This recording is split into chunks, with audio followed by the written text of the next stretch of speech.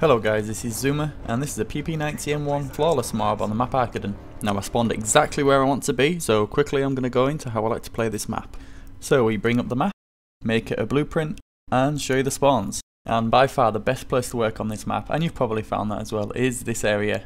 Everyone always fights for this area, and luckily I've spawned here already, so I've got the advantage, because usually the only times you can die is trying to get to here, and then once you're here you can pretty much stay here, because you know there's only two ways in, there's no windows, it's hard to chuck stuns and nades because they don't really get you, and this may all seem like one room, but it's actually split into three parts, and to keep them guessing where you are, use all three of them as much as you possibly can, and as soon as you get a couple of kills in here, all of them, and I mean everybody tries and gets back in here to try and kill you.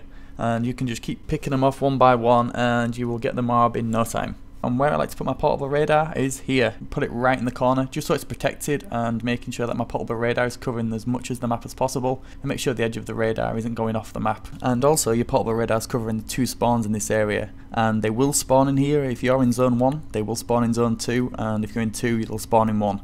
So as soon as you go into each of these zones, always check the corner, and you see I listen to my own advice later because I actually get someone who spawned in there. Okay guys, I hope that helps you get a MOAB on Arkaden. And now we're going to go into my gun, perk and specialist setup. So I've got the PP90M1 with silencer and extended mags. I've got my usual starting loadout of Extreme Conditioning Pro, Assassin Pro and Sitrep Pro. And my specialist loadout is Sleight of Hand Pro, Deadsilence Pro and Hardline Pro, which happens also to be my usual specialist loadout.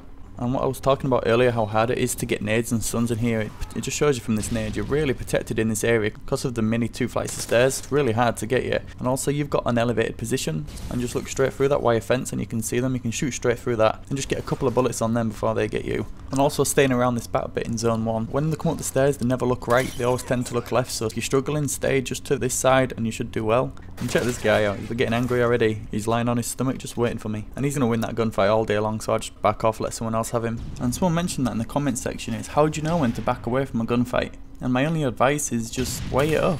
And if you're walking around a corner and an enemy's there lying on his stomach with an assault rifle and you've got a submachine gun, just don't go back around that corner, just turn around and go somewhere else. You know, I think it's this mentality in COD that when you see someone, you have to kill them. How many times have you been on the other side of that, where you just manage to get a bullet on someone, they go around the corner, and how many times do they come back around? It's like virtually every single time, because no one can just leave the person alone, they have to come back and try to get that kill. You know, even if there's a 1% chance that they can kill you, they're going to take it. And that's how a lot of people lose their MOAB streaks, they just can't walk away from a losing gunfight. That's where I should write a book on this stuff. Zuma's The Art of COD. Zuma. I don't think that'd work, but how close do those names sound? Quite similar. Anyway, let's talk about the PP90M1. When Modern Warfare 3 first came out, everyone was using this gun. The dildo gun, the water gun, whatever you wanted to call it, everyone was using this. And this was the machine gun that everyone was using, even before the MP7 was revealed to the masses. I know it was the first submachine gun that I got gold. If you ever put extended mags and rapid fire on it and steady aim, you could use this thing like a shotgun, it killed you that quick. It was ridiculous, but I think it's the PM9 hipfire now that everyone's doing. And talking about the PM9, I've got a little something to mention at the end of this episode. Ooh, I wonder what it could be. But right, you saw I just killed a guy called Hamder on those stairs. And he didn't spawn in zone 1 or zone 2 because I've just walked in and out of both of them. But watch in a second. He spawned right there, so which means it was literally milliseconds. I was in 1, went into 2, and then he spawned there and he spawned right there and he was waiting for me. But luckily before I enter each room I know where the spawns are, so I have my gun ready and I hit fired him, and luckily I killed him because that's a MOAB streak killer right there.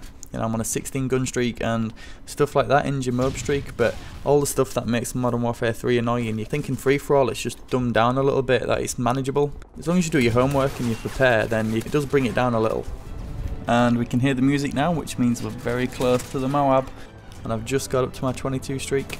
And now they're all seriously angry, just charging in here, and they're doing the best to try and kill me, but now they're chucking stuns, nades, anything just to try and get something on me to slow me down so they can end my streak. But you can see I'm doing well to hang on, and I get that guy.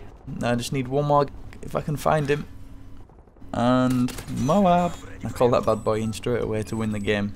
As you saw there guys, there's no other spot that works better than this on the whole map, so I hope I've taught you something how to hold it down a bit better, and hope it helps you get a MOAB on Arkaden.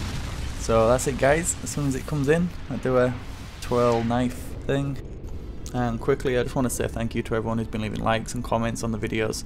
It's really nice to see, and I'm glad it's helping some of you get MOABs in free for all. So I hope you enjoyed this episode, and the next episode, episode 6, is going to be a PM9 MOAB on Carbon, so make sure you subscribe to look out for that. And that's the end of episode 5. It's a 30-0 flawless MOAB, and on the screen there should be a link to the previous free-for-all episodes. So I hope you enjoyed this episode, guys. Thank you for watching, and take care.